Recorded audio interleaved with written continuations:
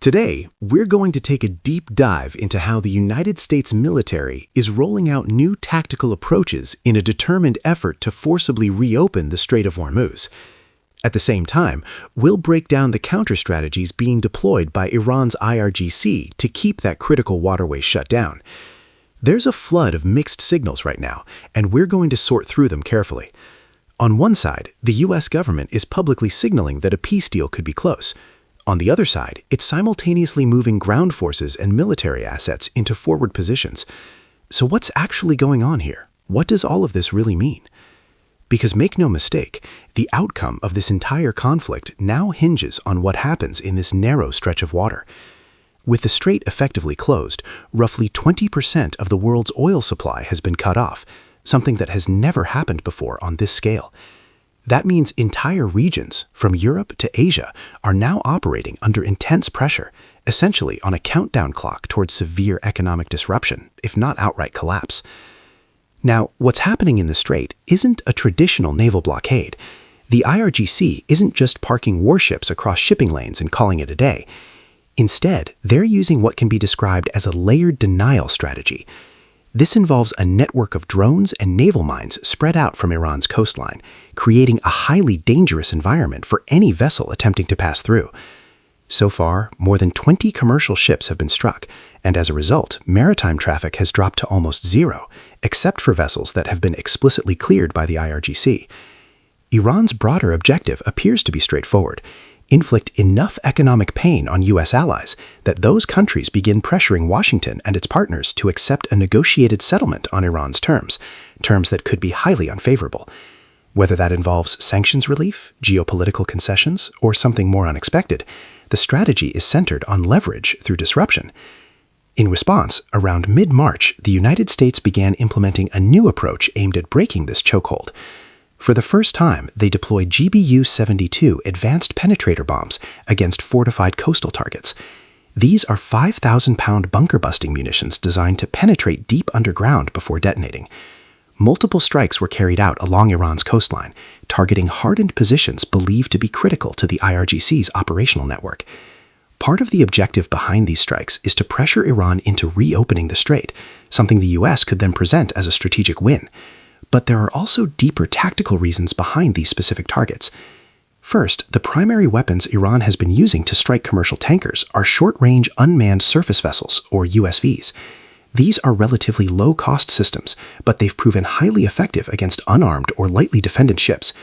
Naval analyst H.I. Sutton has pointed out that these sea-based drones are likely responsible for the majority of the damage inflicted on tankers in the region so far. However, these systems come with a major limitation.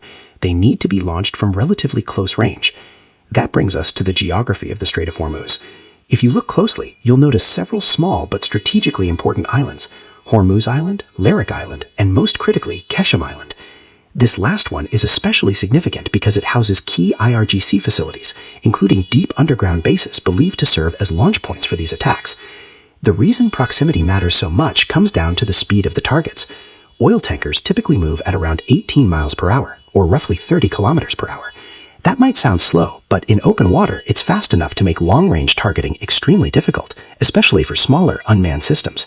This is why Iran relies on launching these attacks from positions close to shipping lanes, maximizing both accuracy and effectiveness. The reason for this comes down to a critical limitation in Iran's technology. Iran lacks reliable GPS guidance systems for these operations, and they don't have the kind of advanced targeting seekers required to consistently hit moving ships in open water. There's a widespread misconception that Iran is physically blocking the Strait of Hormuz, like a traditional naval blockade. But that's not really what's happening here. A more accurate way to describe it is that Iran is making the strait far too dangerous for any vessel aligned with the United States to risk passing through. Even if only 3% of Iran's munitions actually hit their targets, that success rate is still unacceptably high for commercial shipping companies. The risk alone is enough to shut everything down. These weapons rely heavily on older, more rudimentary systems, primarily radio wave guidance. It's not sophisticated, but it doesn't need to be. It's cheap, it's dirty, and it works. The trade-off, however, is that it forces the IRGC into close-range engagements. Now, when you zoom out and look at the broader strategic picture, this limitation actually shapes the battlefield in a very specific way. The United States doesn't need to neutralize the entirety of Iran to reopen the Strait of Hormuz. Instead, the objective becomes far more focused. The U.S. would only need to secure a stretch of coastline roughly 300 to 500 kilometers long and extend control about 35 miles inland. That's the critical zone. And the geography of Iran plays a huge role here. If you examine the terrain, you'll notice that just a short distance inland from the strait, a steep mountain range begins. This natural barrier makes it extremely difficult to conduct line-of-sight attacks from deep inland the country toward the shipping lanes. In other words, the terrain itself restricts where effective attacks can be launched from. So the obvious question becomes, why doesn't Iran just sit further back and use long-range drones? For instance, Iran's Shahed drones are known to have ranges exceeding 1,000 kilometers, or about 620 miles. On paper, that sounds like more than enough to strike targets in the strait from deep inland Iranian territory. But here's the problem. Range doesn't equal precision, especially against moving targets. Shahed drones are primarily designed to hit fixed positions. They're programmed to strike static coordinates, like a military base or a building in a place like Bahrain. Those targets don't move. Oil tankers, on the other hand, are constantly in motion, and most Shahed drones simply don't have the capability to adjust mid-flight and track a moving ship with any reliability. From a tactical standpoint, this limitation dramatically shrinks the number of viable launch locations available to the IRGC. It essentially creates a confined engagement zone, a kill box, where Iran can effectively operate against shipping traffic. Outside of that zone, their effectiveness drops off sharply. Another key factor is detection. These short-range launch systems are much harder to pick up through surveillance compared to large ballistic missile platforms, which produce massive, unmistakable signatures when fired. Smaller drones and launch systems can either be operated remotely or deployed in ways that leave very little visible trace. That allows them to slip under the radar and avoid immediate retaliation. They're quiet, subtle, and lethal, striking without much warning. There is, however, one major exception to all of this: Iran's anti-ship ballistic missiles. These weapons are far more advanced. They have longer range, higher speed, and crucially, the ability to track and engage moving targets at sea. Naturally, that raises an important question: where are these high-value systems being stored? The answer lines up directly with what we're seeing on the battlefield. These missiles are housed in underground facilities along the same coastline and on the same strategic islands that have been targeted in recent U.S. strikes. And there's a very specific reason for that placement. These missiles are designed to fly low, skimming close to the sea surface to avoid interception by defense systems. Because of that flight profile, they can't simply be launched from deep inland mountainous terrain and then navigate over those obstacles to hit ships in the strait. The geography once again limits their deployment zones. This brings us to the second major reason why these coastal sites have been repeatedly struck and hammered throughout March. Iran's anti-ship ballistic missiles are not only powerful, they're also rare. Estimates suggest Iran may only have around 100 of them. That makes them a highly specialized, carefully preserved asset. The IRGC appears to be holding these weapons in reserve, saving them for high-value targets, specifically U.S. naval vessels. If American forces attempt to escort oil tankers through the strait or move within roughly 200 miles, or about 350 kilometers of the coastline, these missiles would likely be deployed. And that's exactly why the U.S. Navy has, up to this point, maintained a significant standoff distance from Iran's coast. As the battle over the Strait of Hormuz continues to escalate, Iran has officially denied that any negotiations are taking place with the United States to bring the conflict to an end. Yet at the same time, signals coming from various channels suggest something very different might be happening behind the scenes. These mixed geopolitical signals can feel contradictory, almost like a push and pull dynamic where one side hints at de-escalation while simultaneously preparing for further confrontation. Meanwhile, on the tactical level, Iranian forces are actively using fast attack boats to close the distance. To carry out this phase of the operation, the United States is bringing back a platform that many would consider old, but still extremely effective: the Fairchild Republic A-10 Thunderbolt II, better known as the A-10 Warthog. This aircraft is being deployed specifically to counter Iran's so-called Mosquito fleet, their swarms of fast attack boats operating close to the coastline. The A-10 is not a fast jet. In fact, its relatively slow speed makes it vulnerable to certain types of anti-aircraft fire. But here's the key point. Iranian air defenses in the southern region have been degraded enough to create an operating window where the A-10 can actually function effectively. That changes the equation. From a cost perspective, the A-10 is also a practical choice. At roughly $19,000 per flight hour, it costs about half as much to operate compared to advanced platforms like the Lockheed Martin F-35 Lightning II. And instead of relying on expensive precision-guided munitions, the A-10 uses 30mm cannon rounds, low-cost, high-volume firepower that's perfectly suited for taking out small, fast-moving boats. It's also worth noting that the A-10 has been upgraded. It now has the capability to carry air-to-air missiles, giving it an added role in countering drones. That flexibility makes it even more valuable in this kind of environment. But arguably, the biggest advantage of the A-10 is its endurance. Its slower speed translates into better fuel efficiency and significantly longer loiter times over the target area. In simple terms, it can stay in the fight longer, circling overhead, waiting, watching, and striking when targets appear. When you look at how this fits into the bigger picture, these tactics, combined with the ongoing strikes on coastal infrastructure, seem to be shaping the battlefield for a much larger option, a potential amphibious ground invasion along the northern coastline of the Strait of Hormuz. The presence of the A-10 is especially telling. This aircraft is designed for close air support, protecting and assisting ground troops in active combat zones. Its deployment strongly suggests that conditions are being prepared for possible infantry operations along the coast. You don't bring in A-10s unless you're seriously considering boots on the ground. Geographically, the strait itself is extremely narrow. At its tightest point, it's only about 20 miles or 34 kilometers wide between Iran and Oman. The shipping lanes function almost like a two-lane highway with limited room for maneuvering, essentially one lane in each direction. But despite the confined area of operations, the challenge remains enormous. According to U.S. military figures, approximately 9,000 targets across Iran have already been struck throughout the course of the conflict. Over 140 Iranian naval vessels have also been hit. That includes Tomahawk missile strikes, bunker buster bombings, and repeated A-10 strafing runs. And yet, even with all of that, it still may not be enough. The threat inside the Strait of Hormuz remains too high to safely reopen commercial traffic. That's the core issue. From Iran's perspective, closing the strait entirely may not have even been the preferred initial strategy. Early on, they leaned heavily on ballistic missile attacks aimed at inflicting economic damage on their adversaries. But that approach took a major hit when U.S. forces, particularly the Lockheed Martin F-35 Lightning II, successfully targeted and destroyed a large portion of Iran's missile launch infrastructure. Out of an estimated 470 ballistic missile launchers, roughly 330 have reportedly been destroyed. As a result, the rate of missile launches has dropped significantly, now averaging only about 5 to 10 per day. So Iran adapted. What we're seeing now is their second strategy, and it's proving far more effective. Instead of relying on large-scale missile strikes, they're focusing on economic disruption through asymmetric naval warfare, and by that measure, they're succeeding. By mid-March, shipping insurance rates for vessels attempting to pass through the strait had skyrocketed, rising up to 6 times higher than just the week before. That translates to roughly an additional $250,000 in cost per voyage. For shipping companies, the decision becomes simple. It's not worth the risk.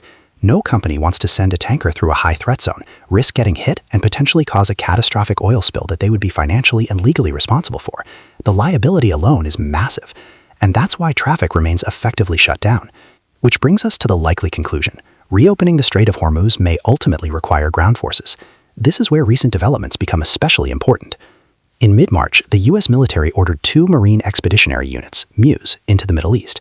These are highly mobile, self-contained forces designed for rapid deployment. The first MEU was scheduled to arrive around Friday, March 27th, with the second expected to be in position within about 3 weeks under United States Central Command. Together, these units bring a combination of air and ground power. They include F-35 fighters for air superiority, along with approximately 5,000 Marines trained in amphibious assault operations. Their mission capability centers around what's known as a joint forcible entry. That means seizing and securing a foothold, in this case potentially along the coastline of the Strait of Hormuz, to allow follow-on forces to move in and expand operations.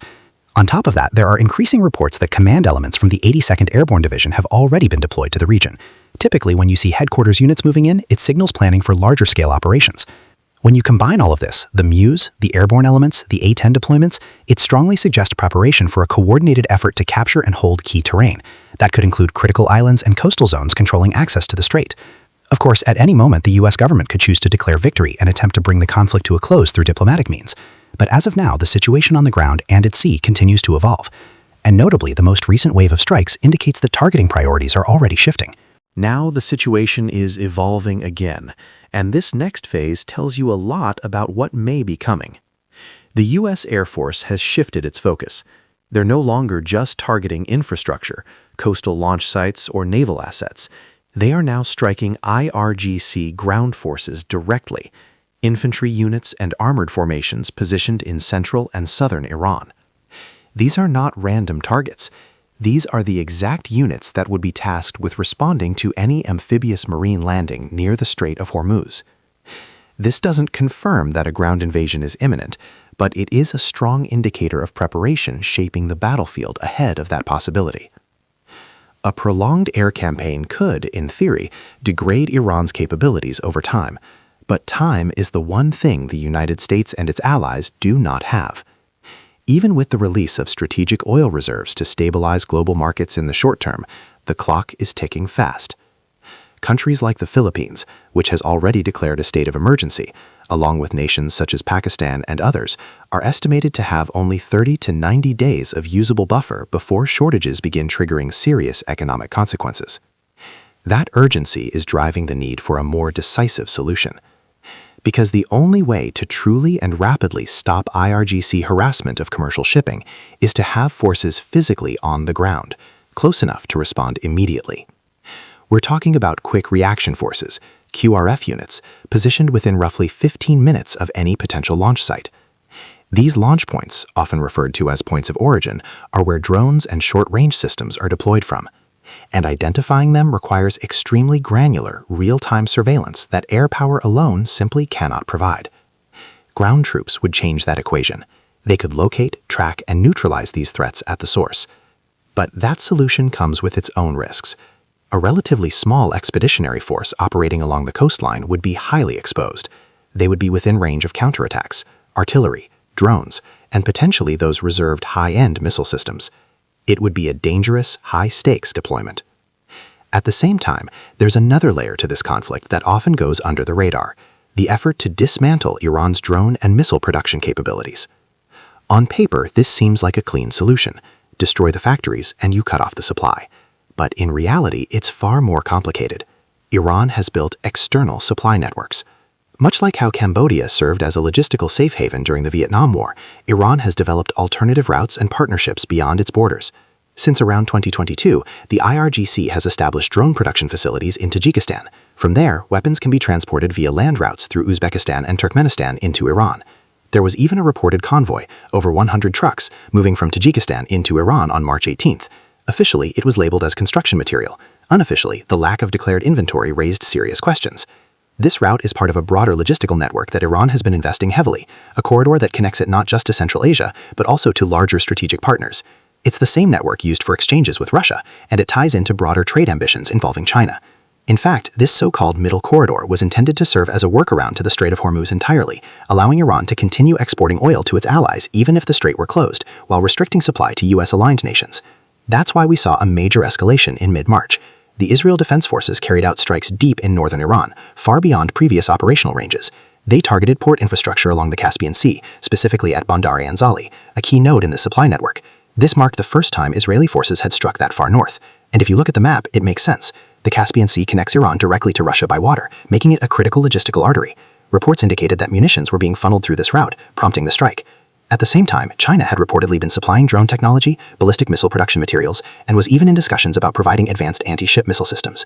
Prior to the conflict, China had also launched a major rail corridor linking directly into Iran in 2024, further strengthening this network. So even if domestic production is disrupted, Iran still has ways to resupply. And beyond physical weapons, they've opened up another front entirely: electronic warfare. Commercial vessels navigating the strait rely heavily on GPS and automated navigation systems. These waters are narrow, congested, and dangerous even under normal conditions. Precision navigation is essential. Iran has started exploiting that dependency. There have been increasing reports from tanker crews that their navigation systems are malfunctioning, going haywire mid-transit. This isn't random. It's the result of GPS jamming and spoofing operations. Ships are being fed false positional data, potentially guiding them into hazardous routes or even towards collisions. And here's the problem.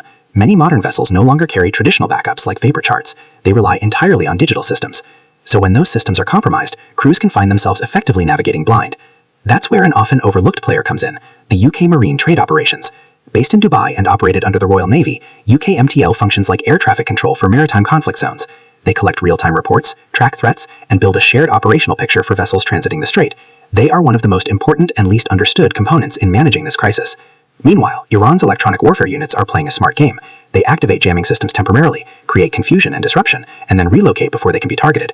It's efficient, mobile, and costs them virtually nothing in terms of munitions. Because Iran understands something fundamental. They cannot win a conventional head-to-head fight against the US and its allies. So instead, they focus on asymmetric pressure, and it's working. Even massive financial measures, like the proposed $20 billion maritime reinsurance fund announced by the US on March 6th, haven't been enough to convince shipping companies to return. And they don't even need to rely on drones or electronic warfare alone. Iran still has another tool: sea mines. Thousands of them. The US Navy recognized this threat early and prioritized targeting mine vessels, reportedly sinking more than 16 by mid-March. But that hasn't eliminated the threat entirely, because the IRGC has adapted again. They're deploying mines using truck-mounted rocket systems, launching them into the water from land-based positions. That makes detection and clearance exponentially more difficult, and it ensures that even if you clear one area, the threat can reappear somewhere else, quickly, quietly, and without warning. According to naval analyst H.I. Sutton's research, the IRGC's mining strategy adds yet another dangerous layer to this conflict, and it's far more sophisticated than many people realize. These are not the old, visible floating mines you might picture from past wars. Iran is deploying advanced naval mines that sit on the seafloor, quietly waiting. They don't just detonate randomly, they listen. These mines are equipped with acoustic sensors that detect engine noise passing overhead. Once they identify a specific, pre-programmed sound signature, they activate. Some explode instantly, others actually move toward the target like a torpedo. That makes them significantly harder to detect and counter. Even more concerning is how selective they can be. These mines can be programmed to ignore certain types of vessels, like fast-moving warships, and instead activate only when slower ships, such as oil tankers, pass through. In effect, they allow the IRGC to shape traffic in the strait, forcing ships into narrower, more predictable channels where they become easier targets. And then Iran layers on top of that. They use airborne drones to monitor traffic and verify which vessels are allowed through and which ones are not. So what you end up with is not just a denial strategy, but a controlled corridor where Iran can selectively permit or deny passage. Meanwhile, the situation is escalating on the US side as well. The Pentagon is now reportedly seeking an additional $200 billion from Congress to sustain and expand operations tied to reopening the strait. On top of that, a third aircraft carrier is being moved into the region, further signaling that this is becoming a much larger, longer-term military effort. Looking at the broader operational picture, one key issue stands out: timing. It appears that some of these major assets were not fully positioned before the initial wave of conflict began. From a military planning standpoint, that suggests there may have been an expectation that the conflict would resolve quickly. But as that expectation fades, the strain on forces increases, and that's when problems start to emerge. And we're already seeing signs of that strain. The USS Gerald R. Ford, which had been operating in the region, was recently pulled from combat duty after a fire broke out on board. The fire reportedly damaged sleeping quarters housing around 600 sailors. This carrier has been under near-continuous deployment for almost a year, operating across multiple theaters, from Venezuela to the current conflict zone near Strait of Hormuz. Initial reports indicate the fire was not caused by enemy action. Investigations are ongoing, but one possibility being examined is internal sabotage, potentially linked to crew fatigue and extended deployment cycles that have pushed beyond normal operational limits. That highlights a critical reality. Prolonged operations don't just wear down equipment, they wear down people. Now, when it comes to the naval escort mission itself, there's another major challenge. On paper, U.S. warships are among the most advanced in the world, with powerful radar systems and long-range intercept capabilities. But in the confined environment of the Strait of Hormuz, those advantages are reduced. Ships are forced into narrow, predictable lanes, essentially fixed paths, while escorting slow-moving commercial tankers. That predictability makes them easier to target. It also limits the effectiveness of long-range defensive systems, because threats can emerge at close range with very little warning. In other words, the environment neutralizes some of the U.S. Navy's biggest strengths. As of March 2026, the strait has effectively become a high-risk combat zone. Shipping traffic has dropped dramatically due to attacks and threats, with insurers pulling coverage and vessels refusing to transit the area. Roughly 20% of the world's oil supply normally passes through this narrow corridor, making the stakes incredibly high for the global economy. On March 19th, several U.S. allies signaled openness to forming a coalition to help reopen the strait, but notably they stopped short of committing actual naval forces, and that hesitation makes sense. Sending ships into that environment carries serious risk. At the same time, the airspace above Iran remains dangerous. There are reports of a Lockheed Martin F-35 Lightning II being forced into an emergency landing after combat operations. Official statements confirm the aircraft landed safely and the pilot was in stable condition, a phrase that often implies injury. Shortly after, the IRGC claimed responsibility and released an unverified video allegedly showing the strike. At first glance, it might seem questionable, but when compared to known footage from conflicts in places like Yemen, the thermal imaging characteristics appear consistent. That points to something important. Iran has developed and deployed domestically produced air defense systems that rely on passive infrared tracking instead of traditional radar. These systems don't emit signals, which makes them harder to detect and suppress. Instead, they track the heat signature of aircraft, giving them a stealthy way to engage even advanced jets under the right conditions. And that reinforces the broader theme of this entire conflict. Iran isn't trying to match the United States symmetrically. They're exploiting every asymmetry they can, geography, cost, concealment, and unpredictability, to level the playing field. It also helps explain why the Lockheed Martin F-35 Lightning II may have appeared to be caught off guard in that alleged footage. There were no visible countermeasures deployed, no flares, no obvious defensive reaction. But even now, the authenticity of that video is still very much in question. We know that the F-35 is designed with multispectral stealth coatings, specifically intended to reduce not just radar visibility, but also its infrared signature. That's what makes the footage so questionable. In the video, the aircraft appears just as bright as a conventional jet on thermal imaging, which doesn't quite line up with what we know about its design. That inconsistency raises serious doubts. What we do know is that the aircraft continued flying and successfully made it back to base. That alone tells us something important.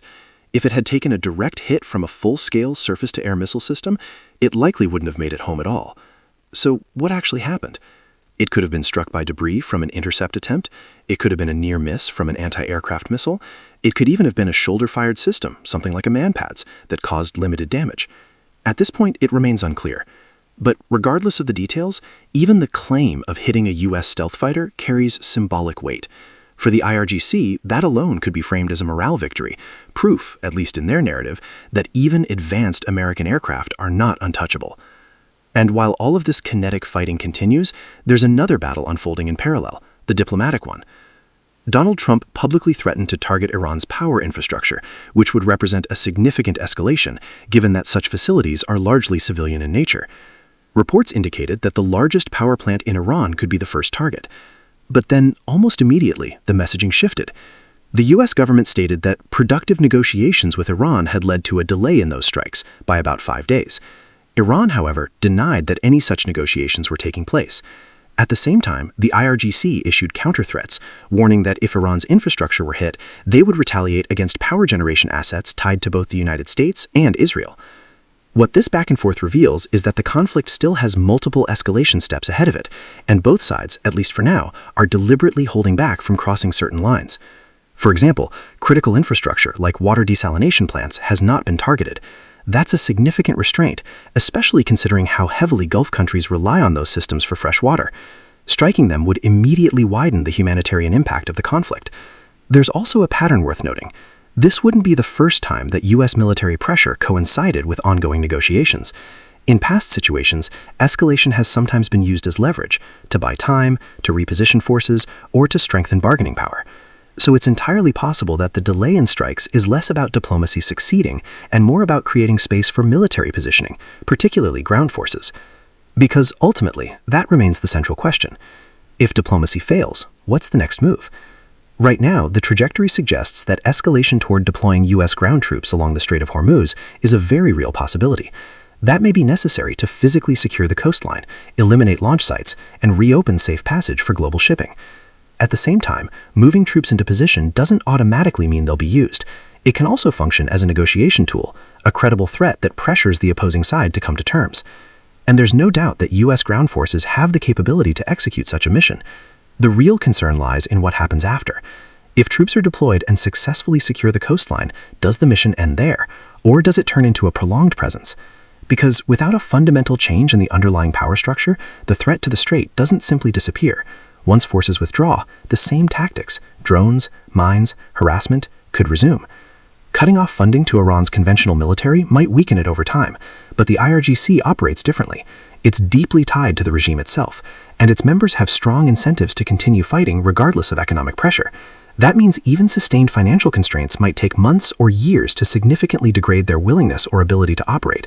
Which is why, as a long-term solution, this path raises serious questions. It may solve the immediate problem, but it doesn't necessarily resolve the underlying one. And that's the uncertainty hanging over everything right now. If you want to go deeper into how modern infantry forces are evolving, especially why countries like Russia and China are shifting toward next-generation weapons similar to the XM7 NGSW, that's a whole other conversation worth exploring. I'm your average infantryman, Robert. Ending transmission.